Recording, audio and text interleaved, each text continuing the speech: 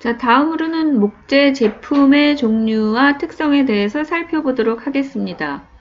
목재는 불균등성, 또 흡습성, 또 이로 인한 변형 등 사실 그 원목은 치명적인 결함들을 많이 가지고 있고, 또 우리가 가구나 실내 또는 건축의 자재로 사용하기에는 그 가공 방법이라든가 벌목에서부터 제재에 이르기까지 상당히 어려운 부분들을 많이 갖고 있습니다. 이러한 그 결점들을 보완하기 위해서 목재를 합리적으로 사용하기 위해서 합판이라든가 섬유판, 집성재, 파티클 보드, 콜크판 등 목재의 가공 제품이 생산되고 있습니다. 또 목재의 바닥 마감재로 플로링이라든가 파키트보드 같은 그런 마루 판재도 생산이 되고 있죠. 이 그 목질 재료 중에 목재 제품을 대표하는 가장 대표적인 재료로는 합판이 있습니다. 이 합판은 넓은 원목, 목재의 넓은 지름의 재료를 얻는 데 한계가 있기 때문에 또 재료의 건조 과정에서 수축이라든가 팽창 등의 변형이 발생하게 되기 때문에 안정적인 판재의 제작이 어려운 단점을 가지고 있죠. 이러한 그 원목의 단점을 해결하고자 제작되어지는 것이 이 합판 목재 재료 중에 가장 대표적인 제품이 합판이라고 할 수 있습니다. 합판은 BC 1500년부터 제작되었다는 것으로 알려져 있습니다. 최근에 이 그 재료 기술의 발달로 인해서 정말 더욱 다양하고 안정적인 제품들이 꾸준히 나오고 있죠. 그래서 가구에 사용되는 가장 대표적인 제품 재료로 합판을 들 수가 있겠습니다. 이 합판은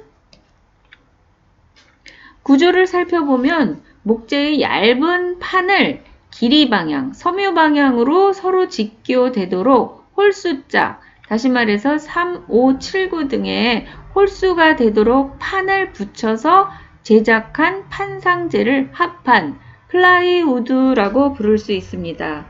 합판은 그렇기 때문에 통나무나 각재를 얇게 깎아서 만든 단판을 이렇게 홀수짝으로 붙여서 그 섬유 방향이 서로 직교하도록 접착제로 붙여서 하나의 판으로 만든 그러한 제품이라고 할 수 있죠. 그래서 이 한 판, 단판을 베니어라고 부르게 되는데요. 그래서 옛날에는 이 합판을 베니다 이렇게 이상한 발음으로 또 명칭으로 불려졌었죠.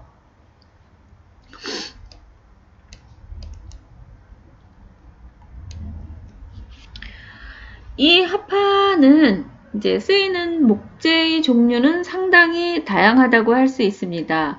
이 합판, 플라이우드라고 불려지게 되는데요. 이 절삭 제조된 단판의 결점을 최대한으로 제거한 다음에 함수율을 약 5에서 10% 정도로 낮춘, 그러니까 다시 말해서 건조시킨 후에 앞판, 중간판, 뒷판으로 이렇게 직교를 시킨 다음 접착제로 붙여서 내압, 열압 방식으로 접합한 목재 재료를 말합니다.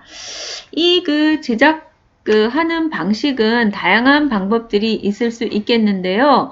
일단 그 합판의 장점이라고 합판의 장점을 둔다고 한다면은 합판은 20 내지 30%의 목재 이용률을 증대시킬 수가 있습니다.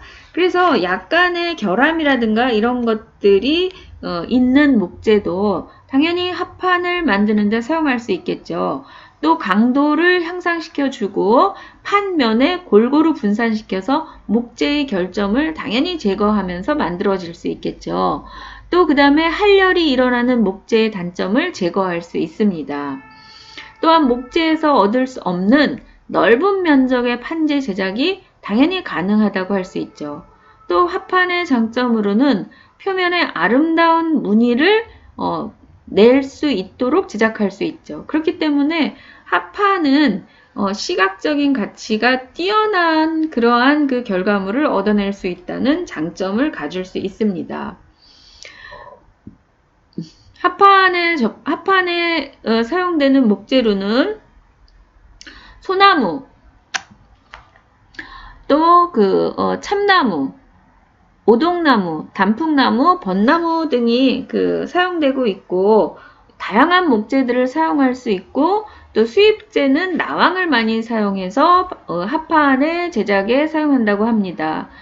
또 최근에는 자작나무 같은 고급 목재로 합판재를 만들어서 실내 공간에 마감재뿐만 아니라 별도의 표면을 마감 처리를 하지 않아도 되는 장점을 살려서 자작나무로 만든 합판을 가구재로도 많이 사용하고 있는 그러한 실정이라고 할 수 있습니다.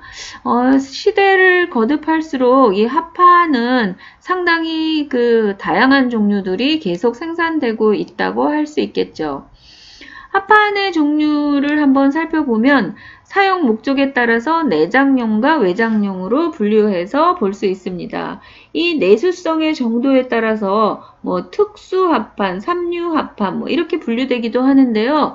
합판이나 이 목재 제품들은 최근에는 어떤 인증 제도를 이용해서 사용하는 접착제라든가 사용된 수종에 따라서 급수를 나누기 때문에 여러분들도 현장에 가서 합판을 구매를 할 때 이러한 급수에 대한 개념을 가지고 확인 후에 구매를 하는 것이 도움이 될 것이라고 생각이 됩니다. 가구 제작에 주로 이용한 합판들은 삼류 합판이라고 하는데요. 오늘날에는 이러한 기준에 상관없이 목적에 맞게 재료를 구해서 이제 선택해서 쓸 수 있을 만큼 다양한 종류의 합판 제품들이 나오고 있습니다. 주로 건축용으로는 이러한 내수성, 접착성, 내구성이 우수한 것을 사용하는 것이 당연하겠고, 내장용 합판으로는 내부에 사용되는 합판은 화장판이라든가 프린트 합판, 합판에다가 어떠한 전사 기법으로 인해서 뭔가 다른 무늬의 재료를 덧붙인 그러한 합판들을 사용하는 것을 볼 수 있고요. 또 차량용에도 이 합판을 사용하기도 합니다. 또 최근에는 차량을 개조해서 캠핑카로 개조한다거나 이러한 일들이 잦아지게 됐는데요. 거기에 많은 종류의 합판들이 사용되는 것을 찾아볼 수 있습니다. 가구에는 내수성, 내구성이 우수한 것을 사용하게 되는데요. 가구재라든가 칠기재, 기타 모형재의 합판의 용도에 따른 종류가 이미 생산이 되어 있습니다. 또 포장용 합판은 특수한 규격으로 제조된 그런 합판들이 있는데요. 이것은 기계나 악기, 식료품 등에 사용되는 그러한 합판의 용도에 따라서 세부 용도가 분류가 되고 그에 따른 합판들이 생산이 되고 있는 상황이라고 할 수 있습니다. 이 합판은 또 특수 합판, 오버레이 합판, 프린트 합판, 또 도장 합판 이렇게 종류들이 다양히 나와 있는데요. 특수 합판이라는 것은 보통 합판의 표면에 오버레이라든가 기법이죠. 프린트라든가 도장 등의 가공 기법을 활용해서 만든 합판을 말합니다. 또 합판 중에서 럼버 코어 합판이라는 것이 있는데요. 지금 화면에 보여지는 대로 합판의 구조에다가 목재를 가늘게 톱질한 것을 가로, 세로로 붙여 그 다음에 폭이 넓고 두꺼운 판을 만들어서 심재료로 사용한 합판입니다. 보통 이 럼버코어 합판은 15mm 이상의 그러한 용도 치수로 많이 생산이 되고 있는데요. 넓은 판의 가구에 있어서 판을 필요로 하는 경우에 사용이 됩니다. 이것은 그 안에 심재로 그러니까 각재를 넣은 거기 때문에 상당히 단단하기 때문에 또 무게를 줄일 수가 있어서 가구의 재료로 럼버코어 합판을 특수 사이즈로 제작해서 많이 사용을 하는 그러한 합판의 종류라고 할 수 있습니다. 이 합판은 베니어의 제조법에 따라서 또 4가지 종류로 나눠볼 수 있는데요. 로터리 베니어에 의한 생산 방식이 있습니다. 이것은 원목을 일정 길이로 절단해서 회전시키면서 연속적으로 얇게 벗긴 것을 가지고 합판을 만드는 로터리 베니어에 의한 방법이 있을 수 있고요. 두 번째로는 소드 베니어에 의한 합판 제작 방식입니다. 이것은 각재의 원목을 얇게 자른 단판으로 톱으로 자른 다음에 단판을 만드는 방식으로 아름다운 무늬결을, 나무결을 얻고자 할 때 사용하는 제작 방식이라고 할 수 있죠. 세 번째로는 슬라이드 베니어에 의한 그러한 제작 방식입니다. 이것은 원목을 미리 적당한 각재로 만들어서 칼날로 얇게 절단한 다음에 고든 결이나 넓결을 나타낼 수 있도록 제작하는 방식을 얘기합니다. 네 번째로는 반원 슬라이드 베니어에 의한 방식을 말할 수가 있겠는데요. 우선 껍질을 벗긴 원목을 반원으로 켜서 껍질 쪽으로 고정시켜서 이 고정된 긴 날에 접하면서 원호를 그리면서 상하로 움직여서 단판을 벗겨내는 방식으로 제작하는 그러한 방식으로 고급 목재 무늬목을 얻는데 사용하는 방법이라고 할 수 있습니다. 합판은 함수율의 변화에 의해서 신축과 변형이 적고 또 방향성이 없다라는 그러한 장점을 가지고 있죠. 그래서 원목보다도 강도가 강하게 생산할 수 있을 뿐만 아니라 곡면 가경을 해도 곡면 가공이죠. 밴딩이라는 기법인데요. 이렇게 해도 균열이 생기지 않을 뿐만 아니라 무늬도 일정하게 나타내기 때문에 아주 표면 가공법으로도 우수한 그러한 장점을 가지고 있는 그러한 재료라고 할 수 있습니다. 합판은 앞서 살펴본 바와 같이 표면에 아무것도 붙이지 않고 칠하지 않은 보통 합판, 그거 외에도 합판의 표면에 살펴본 바와 같이 오버레이라든가 프린트, 도장 가공을 한 그러한 특수 합판 두 가지로 나누어서 볼 수 있겠죠. 또 보통 합판은 급수에 따라서 구분이 되고 또 특수 합판은 합판 표면에다가 뭔가를 덧붙인 화장 합판이 있을 수 있겠죠. 이 합판은 치수로는 보통 합판의 두께는 3mm, 4mm, 6mm, 9mm, 에서 18mm 등 상당히 다양한 두께를 가진 합판들이 있을 수 있겠고요. 일반적으로 가장 많이 사용하는 두께는 9mm에서 18mm의 합판을 가장 많이 사용한다고 할 수 있겠죠. 또 크기는 90cm에서 180cm 또는 120cm에서 240cm의 크기를 가진 것이 다양하게 생산이 되고 있을 뿐만 아니라 용도에 맞게 주문에 의해서 특수 사이즈를 제작해주는 그러한 회사도, 합판 회사도 있을 만큼 원하는 만큼 여러분들이 선택해서 사용할 수 있게끔 목재 제품의 첫 번째로 종류를 합판을 들 수 있다고 할 수 있겠습니다.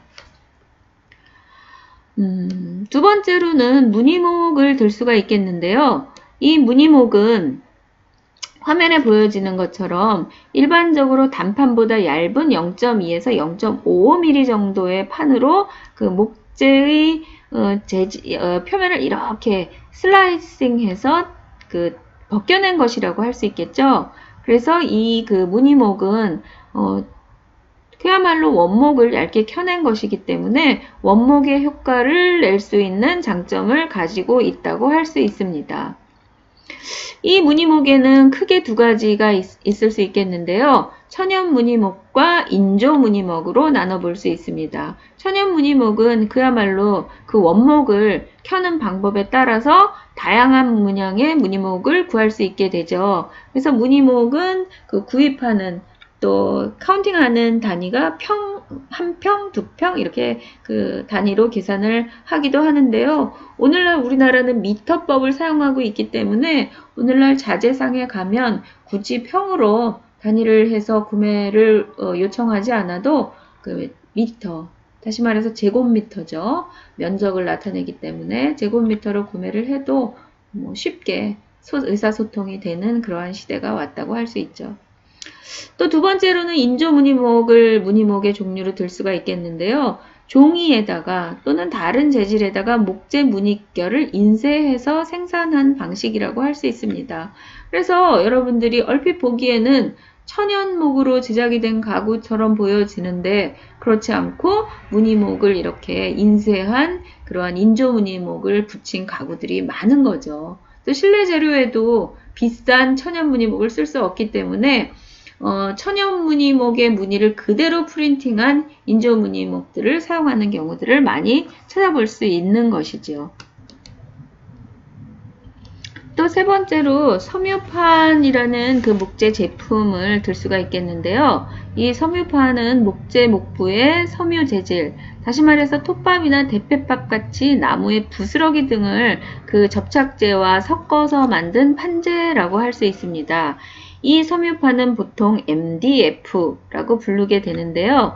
이 섬유판의 특징은 그 가공성이 뛰어나기 때문에 가구 재료로 굉장히 많이 사용하고 있는 그러한 그 제품 중에 하나라고 할 수 있습니다. 이 면의 질이 부드럽고 톱질한 면이 정말 깨끗하게 처리가 되기 때문에 가구 재료로 상당히 많이 사용되고 있고요. 또 부스러짐이 없이 정밀한 그 기계 가공이 가능해서 어떤 형태나 구조로도 가능하기 때문에 상당히 많이 가구재로 사용된다는 특징을 가지고 있습니다. 또 부드러운 섬유질로 되어 있기 때문에 따로 도장을 하기 위해서 사포질이라든가 후가공을 할 필요가 없다라는 특징도 갖고 있고요. 또 밀도가 어느 부분이나 일정하기 때문에 타카라든가 이러한 것들로 결합을 했을 때 지지도가 상당히 높은 편이라고 할 수 있습니다.